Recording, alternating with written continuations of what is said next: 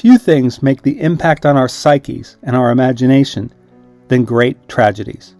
Years later, we remember where we were and what we were doing. Americans in the 20th century remember the Great Crash, Pearl Harbor, the Kennedy assassination, and the Challenger explosion. In our time, the terror attacks of September 11, 2001, remain burned in our psyches. To make sense of that awful day, we need to understand what we lost that day.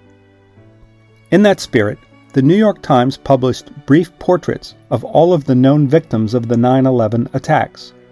The portraits of grief do not summarize people's lives, but instead find some intimate details that reveal something special about them. Take a look at a small sample of these portraits. Diane Bullis Snyder used to post life lessons on her children's doors. Jan Majewski was always running. He would run from his main job as a waiter at Windows on the World to catch the subway to his other job as a computer consultant. John Gamboa offered his spot to a young woman who was crying and anxious to flee when they were going down crowded elevators. Maria Jakubiak was shaken by a ride in a plunging out-of-control elevator.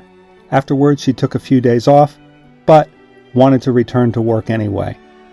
John Lazowski tethered a self-propelling mower to a cinder block. John Lazowski was a minor inventor. He tethered a self-propelling mower to a cinder block so that he could lie back and sunbathe and let the lawnmower do its work. These portraits, appearing day after day in the New York Times, captured qualities that more complete portraits might miss. They focused on the details that surprise and touch people's emotions. They had a major impact on people's understanding of 9/11 and what we lost that awful day. Years later, in 2020, the U.S. faced a different catastrophe, the coronavirus pandemic. During that pandemic, the New York Times marked the 100,000th American to die by printing the names of a sample of those victims with just a few words about each. By so doing, they found details that mattered to memorialize another awful tragedy.